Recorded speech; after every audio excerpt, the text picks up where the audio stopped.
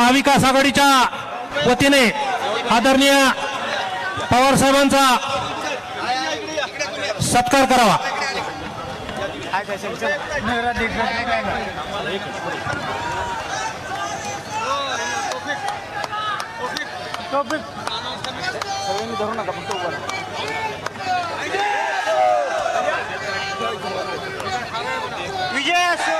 यानंतर राष्ट्रवादी काँग्रेस पार्टीचे जिल्हाध्यक्ष सन्माननीय संजय पाटील दुधगावकर यांना मी विनंती करतो, आपण या सभेला संबोधित करावं। आई जगदंबेच्या चरणी नतमस्तक होतो। छत्रपती शिवाजी महाराजांना नतमस्तक होऊन महाराष्ट्राचे जाणते राजे, देशाच्या शेतकऱ्याचा तारणहार, आपल्या सगळ्याचे राष्ट्रवादीचे नेते, राष्ट्रीय अध्यक्ष माननीय शरदचंद्रजी पवार साहेब यांचं जिल्हा राष्ट्रवादी काँग्रेसच्या वतीनं मी हार्दिक हार्दिक स्वागत करतो।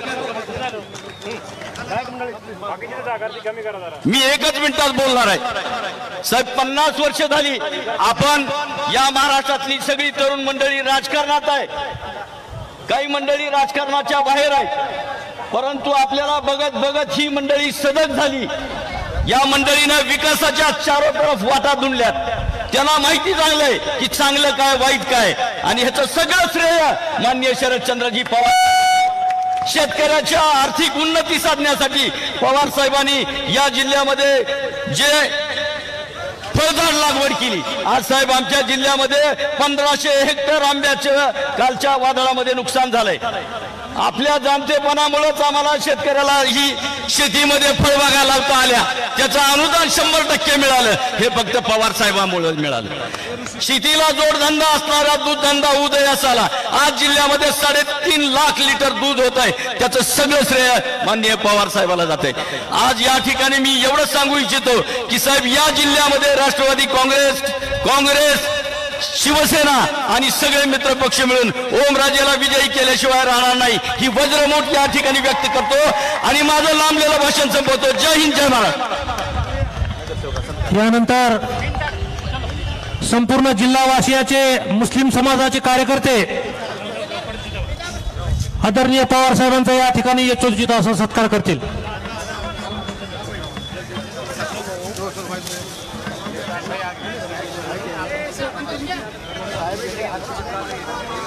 यानंतर मी जिल्हा काँग्रेस कमिटीचे अध्यक्ष सन्माननीय धीरज पाटील साहेब यांना विनंती करतो की आपण या सभेला संबोधित करावं। महाराष्ट्राची कुलस्वामिनी आई तुळजाभवानीच्या दरबारामध्ये आपल्या देशाचे नेते माजी कृषी मंत्री आदरणीय शरदचंद्रजी पवार साहेबांचं या तुळजापूर नगरीत जिल्हा काँग्रेस कमिटीच्या वतीनं आणि महाविकास आघाडीच्या वतीनं हार्दिक स्वागत करतो। आदरणीय साहेब एवढ्या व्यस्त कामातून सुद्धा या ठिकाणी आदरणीय खासदार आपले लोकसभेचे उमेदवार ओमदादा निंबाळकर यांच्या प्रचारार्थ आपण सर्व जमलेलो आहोत।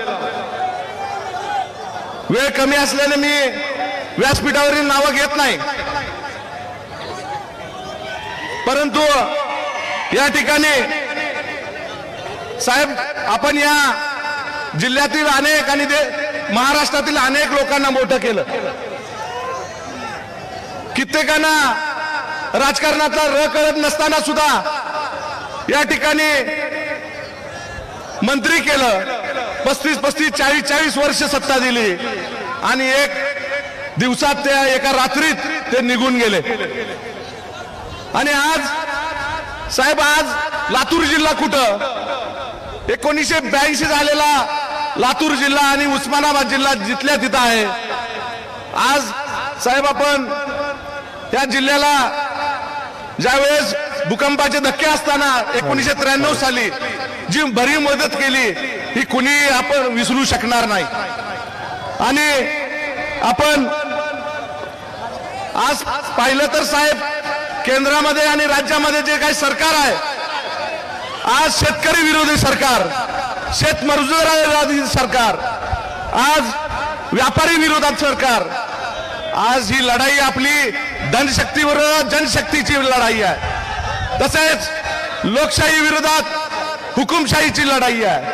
म्हणून जास्त न बोलता आपण या ठिकाणी एवढं आश्वासन देतो, जिल्हा काँग्रेस कमिटी म्हणून आम्ही सर्व काँग्रेसचे कार्यकर्ते या ठिकाणी महाविकास आघाडीच्या भक्कम पाठीशी राहू, एक पाऊल पुढे करून जास्तीत जास्त मतांनी या ठिकाणी ओमराजे निंबाळकरांना निवडून देण्याचं आवाहन करतो. आणि जय हिंद, जय महाराष्ट्र. त्यानंतर राष्ट्रवादी काँग्रेस पार्टी युतीच्या प्रदेशाध्यक्षा सन्मान्य सक्षनाताई सलगर यांना विनंती करतो की आपण सभेला संबोधित करावं. मला आपल्या सगळ्यांसमोर बोलताना आंतरिक आत्मिक आनंद वाटतोय. ज्यांच्यामुळे मी आई जगदंबेच्या मंदिराच्या या शक्तिपीठात उभी आहे आणि राज्यभर फिरते, ते माझे एकट्याचेच नाही, महाराष्ट्राच्या कानाकोपऱ्याचे सह्याद्री, या सह्याद्री पुत्र आदरणीय पवार साहेब मला आवर्जून, आपण सगळेजण या मातीत वाढलेलो आहेत. चैत्र पौर्णिमा करण्याचा आज दिवस आहे. आज आपल्या सर्वांचं दैवत आदरणीय पवार साहेब आपल्या समोर आलेले आहेत. आई जगदंबेचा साहेबांनी आशीर्वाद घेतलेला आहे. म्हणून मला आवर्जून सांगायचंय विरोधकांना, अगदी मोदीजी, अमित शहा आणि इथले कपडे बदलण्यासारखे पक्ष बदलणाऱ्या लोकांना, तेरे हर एक वार का पलटवार हूं, तेरे हर एक वार का पलटवार हूं, यूं ही नहीं कहलाता मैं शरद पवार हूं.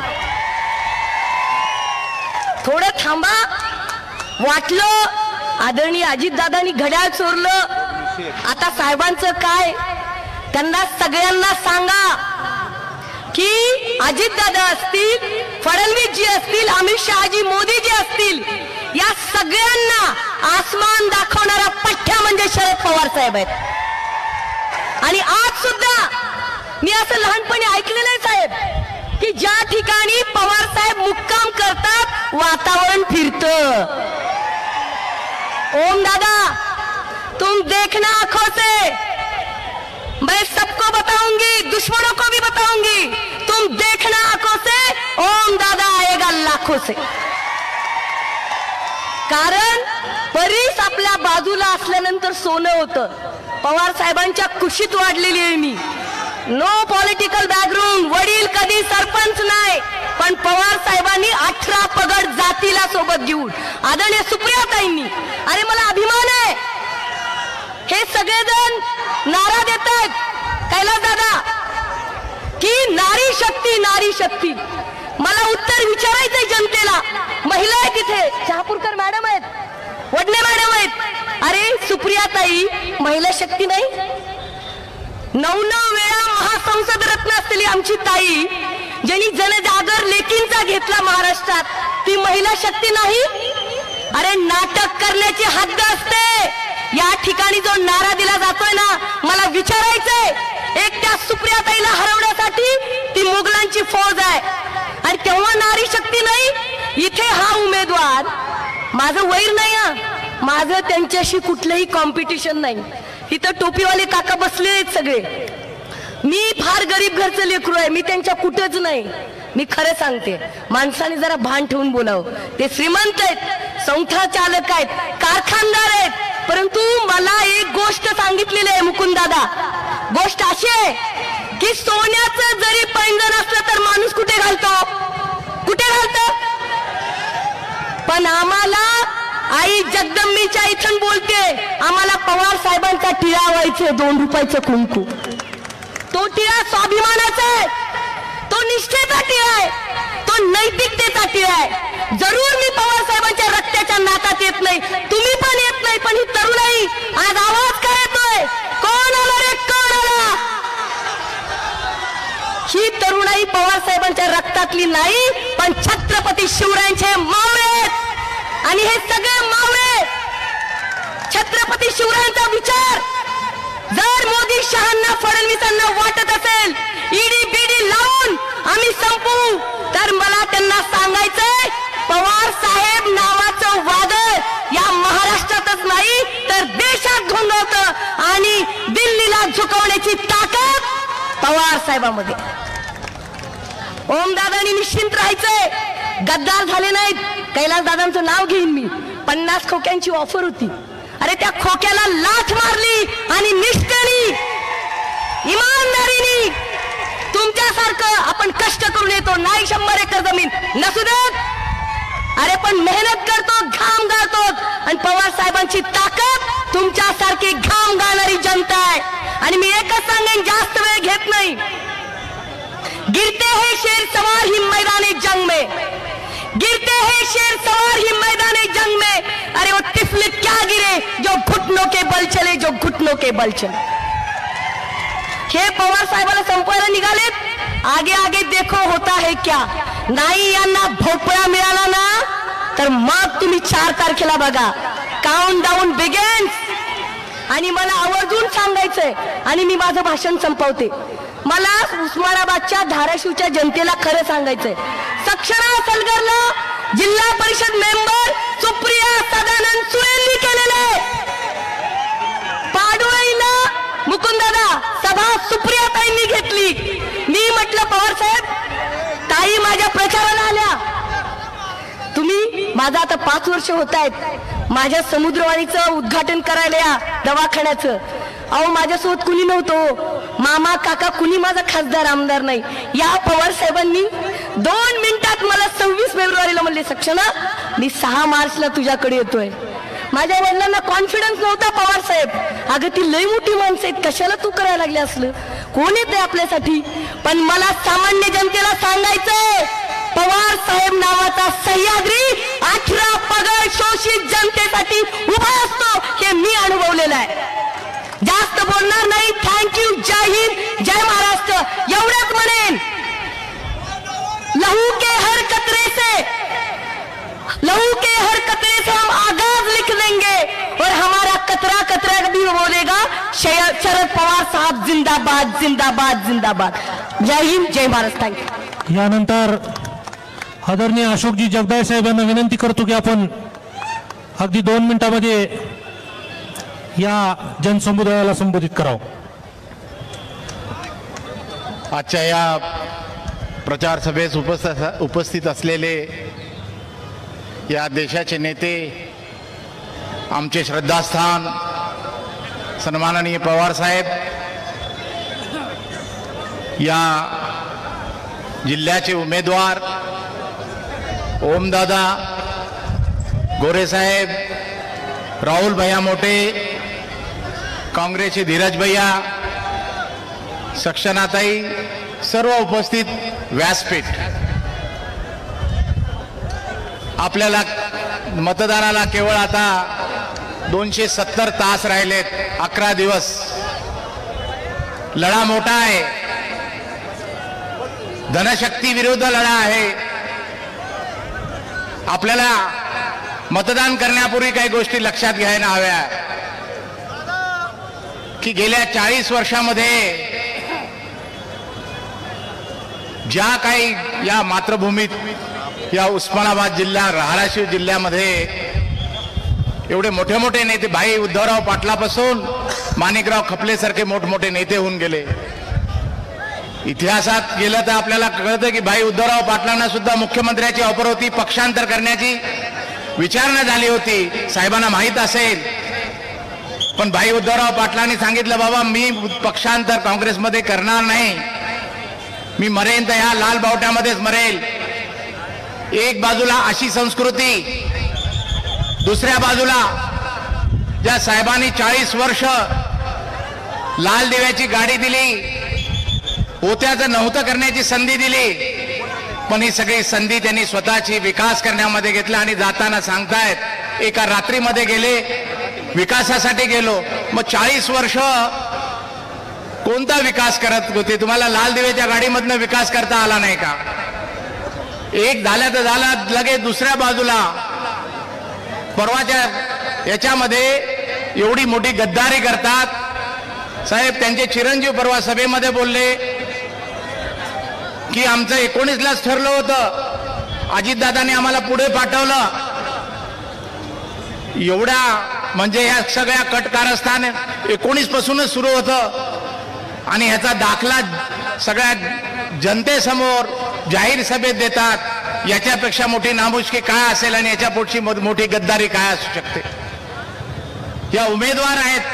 परवा बार्शीमध्ये उमेदवारांना विचारण्यात आलं की भाई इथं घड्याळाची अजितदादांची जी काय राष्ट्रवादी आमची चोरून घेऊन गेलेली, घर फोडून घेऊन गेलेली राष्ट्रवादी, इथं काही नाही आहे, त्या पक्षासाठी तुम्ही काय करणार असा प्रश्न समोरच्या महिला उमेदवाराला विचारला असता त्या उमेदवाराने उत्तर काय द्यावं, माझा नवरा बीजेपी मध्ये, मी कशाला पक्ष वाढू.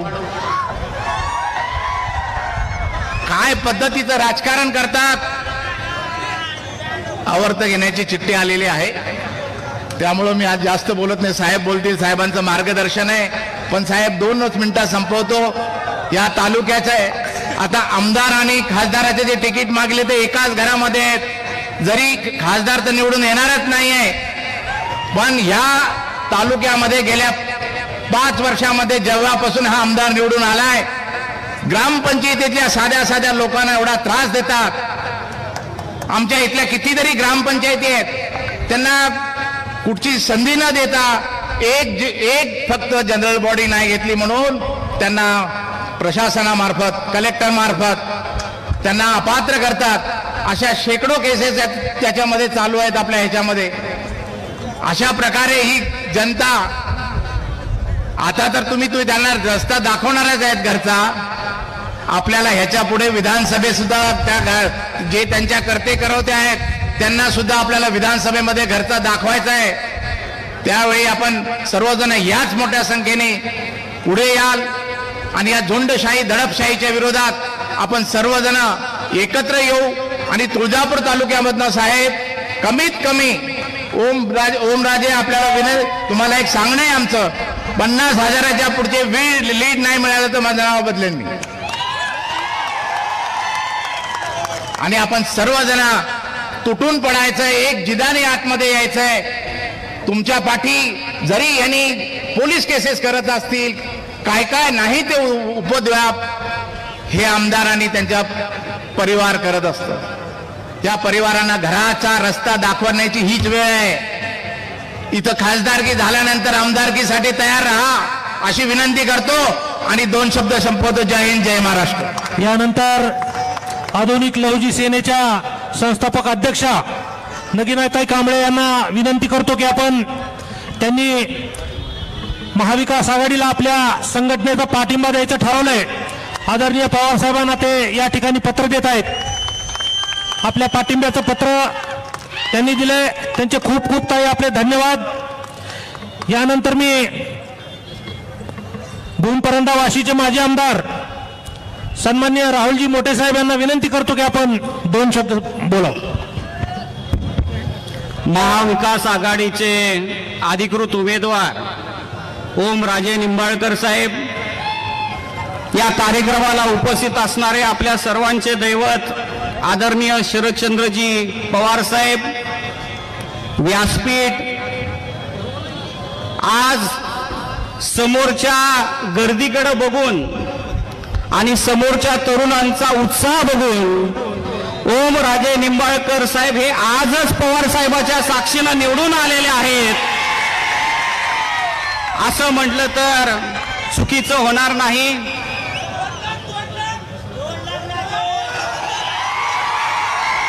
हाच उत्साह आपल्याला मतदानाच्या दिवसापर्यंत टिकवायचा आहे आणि रोज त्याच्यामध्ये मताधिक्यामध्ये वाढ झाली पाहिजे. ह्याच्यासाठी आपल्याला सर्वांना एकत्रितरित्या या ठिकाणी काम करायचंय. आज पवार साहेब 84 वर्षी तरुणांना लाजवेल अशा पद्धतीनं महाराष्ट्राचा दौरा करत आहेत. आज तुळजापूरला ते 2 वाजता आलेले आहेत आणि 7 वाजेपर्यंत उभा राहून आपल्या जिल्ह्यातल्या प्रत्येक कार्यकर्त्या बरोबर त्यांनी चर्चा केलेली आहे, फोटो काढलेले आहेत. जवळजवळ 4 तास पवार साहेब त्या ठिकाणी उभा होते आणि आपल्या पक्षाच्या कार्यकर्त्याला भेटत होते. यातून आपण या ठिकाणी प्रेरणा घेणं गरजेचं आहे. मतदारसंघातल्या जिल्ह्यातली अनेक लोक या ठिकाणी बोलणार आहेत, त्यामुळं मी जे विषय झालेले आहेत त्याच्याबद्दल बोलणार नाही. फक्त एकच मुद्दा घेतो 21 TMCचा. आपल्या जिल्ह्याच्या दृष्टीनं सर्वात महत्वाचा प्रश्न आहे तो म्हणजे कृष्णा मराठवाडा सिंचन प्रकल्पाचा.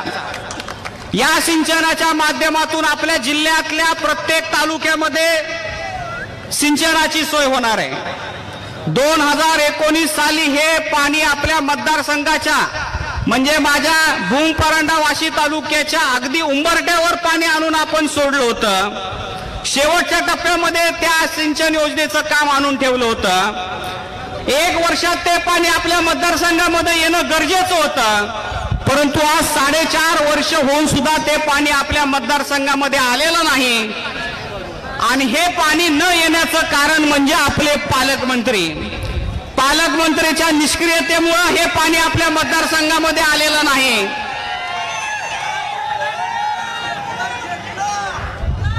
खेकड्यावर येतो, थोड्या वेळाने येतो. हे पाणी आपल्या मतदारसंघामध्ये आलं नाही. दुसरीकडे त्याने न आलेलं पाणी दाखवण्यासाठी आपल्या सोलापूर बॉर्डरवर एक कार्यक्रम घेतला वचनपूर्तीचा, पाणी न येता, आणि तिथं घोषणा केली की ह्या प्रकल्पासाठी मी 12,500 कोटी निधी उपलब्ध केलेला आहे शासनाकडून. पालकमंत्री यांच्या एवढा लबाड पालकमंत्री आजपर्यंत आपल्या जिल्ह्याला मिळाला नाही, हे मी जबाबदारीनं सांगतो. ह्या प्रकल्पाला फक्त 500 कोटी रुपये मिळाले आणि हे पालकमंत्री 1200 कोटी रुपये मिळाले म्हणतात. 1200 कोटी ह्या प्रकल्पाच्या प्रशासकीय मान्यतेची एकत्रित रकमेचा आकडा आहे, हे मी तुम्हाला जबाबदारीने या ठिकाणी सांगत आहे. आणि दुसरा एकच मुद्दा मी सांगून या ठिकाणी माझं भाषण संपवणार आहे, ते म्हणजे या पालकमंत्र्यांनी महाराष्ट्रामध्ये सर्वात जास्त भ्रष्टाचार करण्याचं रेकॉर्ड या ठिकाणी केलेलं आहे. परवा 2-3 महिन्यापूर्वी मी एक प्रेस कॉन्फरन्स घेतली होती आणि त्याच्यामध्ये 6,000 कोटी रुपयाचा भ्रष्टाचार तानाजी सावंत यांनी केलेला होता. याच्याबद्दल प्रेस कॉन्फरन्स घेऊन मीडियापर्यंत मी गेलेलो होतो. त्याच्यानंतर रोहित दादांनी एक 15 दिवसापूर्वी त्याचा प्रेस कॉन्फरन्स घेतली, त्याचे सर्व पुरावे घेतले आणि महाराष्ट्र लेवलवर हा प्रश्न नेऊन ठेवला. त्या प्रेस कॉन्फरन्स मध्ये रोहित दादांनी खेकडा दाखवला होता.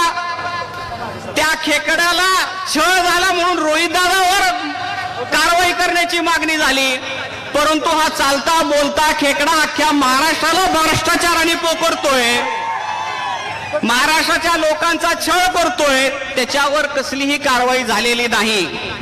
ओमदादांना जिल्ह्यातून सर्वात जास्त लीड मिळेल ह्याच्याबद्दल शंका नाही.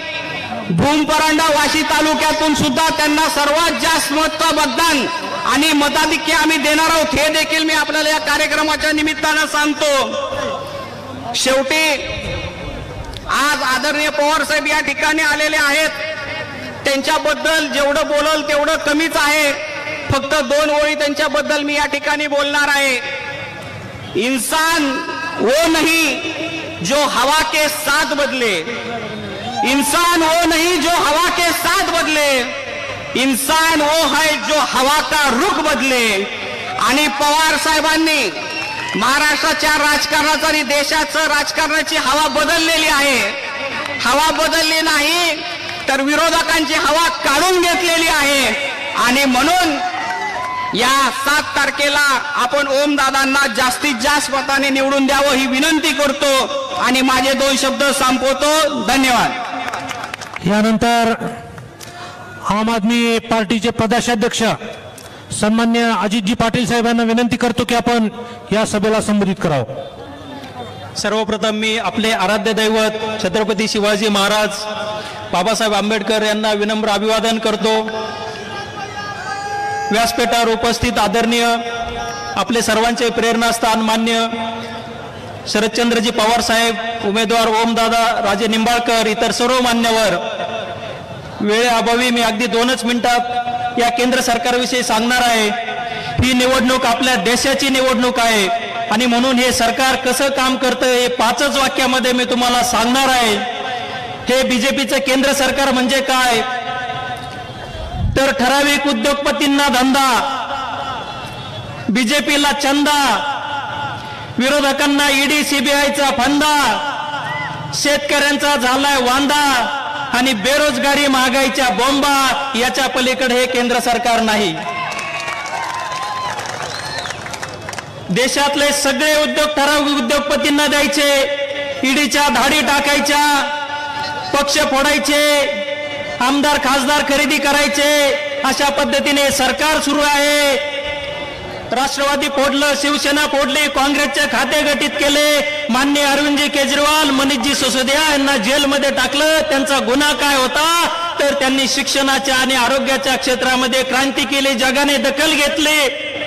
त्यांना जेलमध्ये टाकतायत आणि ज्यांच्यावर तुम्ही आरोप केले, सिंचनाचे आरोप केले, आदर्श घोटाळ्याचे आरोप केले, त्यांना तुम्ही मंत्री करतायत, खासदार करतायत. हे बीजेपीचं केंद्र सरकार आहे. संविधान संपवण्याचा घाट, लोकशाहीला घातक हे सरकार आहे. हुकुमशाहीकडे हे देश जात आहे आणि या ठिकाणी हा तुमचा आमचा लढा आहे. आदरणीय पवार साहेबांनी हे लढा हाती घेतला आहे आणि एक ऐतिहासिक काम आहे. तुमचं आमचं सर्वसामान्यांचं काम आहे. त्यांच्या पाठीशी आपण उभं राहिलं पाहिजे. महाराष्ट्रातून हा संदेश देशात गेला पाहिजे की भारत देश हुकुमशाहीकडे जाणार नाही, या भारत देशामध्ये लोकशाही प्रस्थापित राहील. हा संदेश देण्याचं काम या तुळजाभवानीच्या आपल्या पवित्र भूमीतून आपल्याला करायचंय. जास्त बोलणार नाही. तुम्हाला मी केंद्र सरकारचं सांगितलं, आजच्या दिनाचं आपल्याला स्वप्न दाखवलं, सगळे वाईट दिवस आले. या मशालीला साक्षी ठेवून एकच वाक्य सांगतो, आजचे दिन आले नाही. उष्णकाल होता होता काळ रात्र झाली, अरे पुन्हा उठा पेटवा आयुष्याच्या मशाली. या मशाली पेटवण्याचं काम आपल्या सगळ्यांना या मतदानातून करायचं आणि ओमदादा राजे निंबाळकरांना लोकसभेत पाठवा. हे सर्व तुम्हाला तरुणांना मित्रांना आवाहन करतो आणि थांबतो. जय जिजाऊ, जय शिवराय, जय भीम. यानंतर धाराशिव कळमचे विद्यमान आमदार सन्मान्य कैलास पाटील यांना विनंती करतो की आपण या सभेला संबोधित करावं.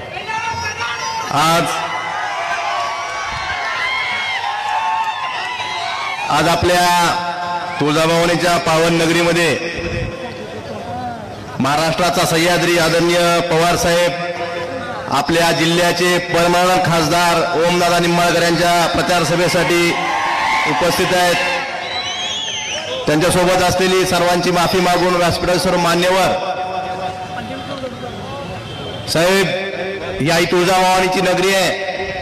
परवाच आमच्या पक्षाला निवडणूक आयोगाने नोटीस दिली की आमच्या प्रचार गीतातून जय भवानी हा शब्द काढा. पण साहेब, ही तुळजाभवानीची नगरी आहे, छत्रपती शिवाजी महाराजांचा महाराष्ट्र आहे. आम्ही म्हणणारच जय भवानी, जय शिवाजी. साहेब, आम्हाला कितीही नोटिसा देऊ द्या, काही करू द्या, प्रत्येक महाराष्ट्राच्या मनामनात कणाकणात ही आई भवानी आहे. छत्रपती शिवाजी महाराजांना आशीर्वाद दिलेली आई भवानी आहे. आमच्या प्रचार गीतातून जय भवानी हा शब्द कुणीही काढू शकत नाही. साहेब, मी आपला जास्त वेळ घेणार नाही. आपल्याला ओमदादांना साहेबांना ऐकायचंय. साहेब, एवढंच सांगतो, साहेब 2014ला हे सरकार आलं, काय आश्वासनं दिली? आम्ही शेतीचं उत्पन्न दुप्पट करू, तरुणांना दरवर्षी 2 कोटी रोजगार देऊ, अशी 2022 पर्यंत प्रत्येकाला पक्क घर देऊ. साहेब, यातलं एकही आश्वासन पूर्ण झालं नाही.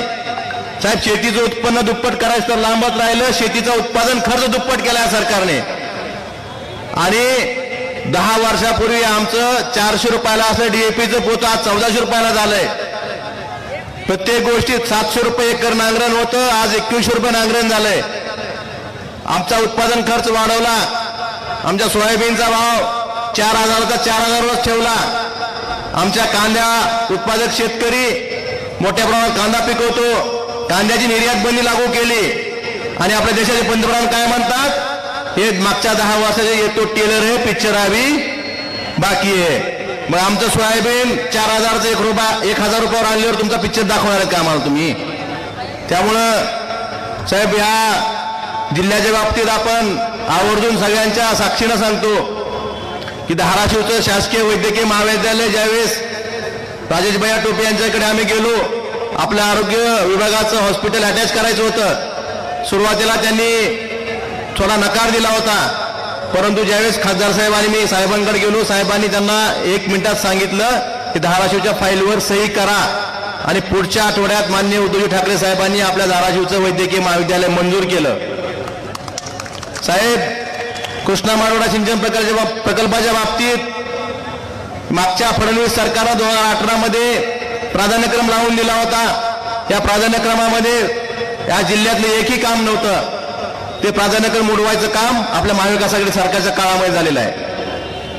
साहेब, आम्हाला सांगण्यासारखे भरपूर आहे. फक्त या जिल्हावासियांच्या वतीनं एकच शब्द देतो, महाराष्ट्रात सगळ्यात जास्त मताधिक्याने आम्ही निवडून आणू, त्याच शब्द देतो आणि माझ्या शब्दांना विराम देतो. धन्यवाद. जय हिंद, जय महाराष्ट्र. यानंतर महाविकास आघाडीचे उमेदवार सन्मान्य ओमराजे निंबाळकर यांना विनंती करतो की आपण या सभेला संबोधित करावं. दमकाडा जरा.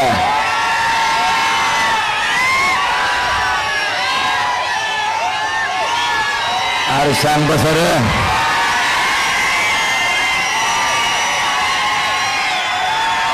छत्रपती शिवाजी महाराज की जय भवानी.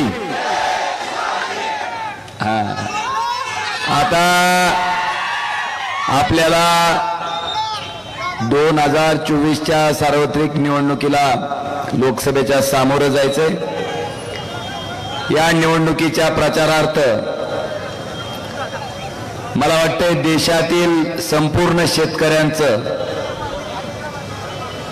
ज्यांनी एका झटक्यात कुठलेही अटी निकष न ठेवता 72,000 कोटीची कर्जमाफी दिली, ते शेतकऱ्याचे जाणते राजे सन्माननीय शरदचंद्रजी पवार साहेब. मंचावर उपस्थित असलेल्या सर्व मान्यवरांची क्षमा मागून आपल्या सर्वांचा नामोल्लेख आदरणीय व्यासपीठ असा करतो आणि व्यासपीठाच्या पुढं उपस्थित असलेले सर्व वडीलधारी मंडळी, तरुण मित्र, जिथपर्यंत माझा आवाज जातोय तिथपर्यंत घराघरात ऐकणाऱ्या माझ्या माता भगिनी आणि बंधूंनो,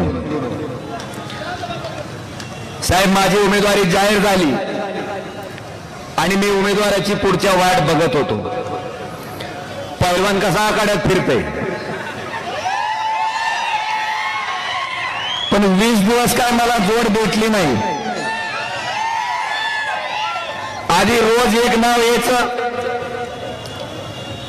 पुन्हा काही काळाच्या नंतर दिवसातून 2-2 नावं यावी लागली आणि त्याच्यानंतर शेवटी तर दिवसातून 3-3दा नावं यायला लागली. जेवढे विरोधातले आमदार आहेत तेवढे सगळे तपासून झाले, एकही पट्टा भेटला नाही. शेवटी नाइलाजानं एक द्रोण त्या पत्रवारीवर टेकलं. आता लढाई सुरू झाली, आता ही लढाई सुरू झाली. आता थांब की, एका बाजूला ओमराजे आहे आणि दुसऱ्या बाजूला डॉक्टर पद्मसिंह पाटील आणि राणा पाटलाचं कुटुंब आहे. साहेब, मला आता या दोघांची तुलना करणं गरजेचं आहे. पहिली तुलना, महाराष्ट्राच्या मंत्रिमंडळात आपल्या आशीर्वादानं पद्मसिंह पाटील कायमस्वरूपी त्या ठिकाणी मंत्री म्हणून या जिल्ह्याचं नेतृत्व केलं. त्याच्यानंतर राणा पाटलाला साहेब वर्गात सुद्धा मास्तरनं मॉनिटर केलं नसेल का? पण साहेब, तुमच्या आशीर्वादानं डायरेक्ट महाराष्ट्राच्या मंत्रिमंडळात राज्यमंत्री म्हणून त्यानं काम केलं.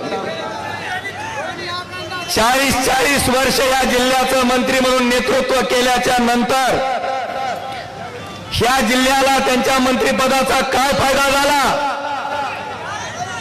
अरे थांबा, फायदा हा झाला की केंद्र सरकारनं मागासलेल्या जिल्ह्याची यादी जाहीर केली, दरिद्री जिल्ह्याची यादी जाहीर केली आणि या मागासलेल्या दरिद्री जिल्ह्याच्या यादीत हा धाराशिव जिल्हा देशात क्रमांक 3चा जिल्हा म्हणून त्या ठिकाणी जाहीर झाला साहेब, देशात क्रमांक 3चा. गंमत असे की ज्यांनी मंत्री म्हणून नेतृत्व केलं त्या मंत्रिपदाचा जिल्ह्याला उपयोग काय, तर दरिद्री जिल्ह्याच्या यादीत हा धाराशिव जिल्हा क्रमांक 3ला. आणि साहेब गंमत असे ज्यांनी मंत्री म्हणून काम केलं ते पद्मसिंह पाटील 2009ची लोकसभा लढवत होते, स्वतःची इस्टेट जाहीर केली. ती इस्टेट जाहीर केल्याच्या नंतर मात्र श्रीमंत खासदाराच्या यादीत हे डॉक्टर पाटलाचा नंबर मात्र देशात सगळ्यात वरचा. बांधवांनो मला विचारायचंय, ह्या मंत्रिपदाचा उपयोग कुणाला झाला? जिल्ह्याला झाला नाही. आणि साहेब हे झाल्याच्या नंतर 40 वर्ष तुम्ही त्यांना अखंड जे मंत्रिपद दिलं त्याची थोडीही जाणीव न ठेवता आपल्या सोबत गद्दारी करून हे राणा पाटील एका रात्रीत कुठे गेले? कमळाबाईकडं, भाजपकडं. काय सांगितलं? विकास करायचा आहे म्हणले आम्हाला, विकास. आणि मग आता गंमत अशी झाली आहे की राष्ट्रवादीमधनं भाजपमध्ये गेले विकास करायसाठी. आता त्याच भाजपला काही विकास जमला नाही काय की परत आमच्या अर्चनाताई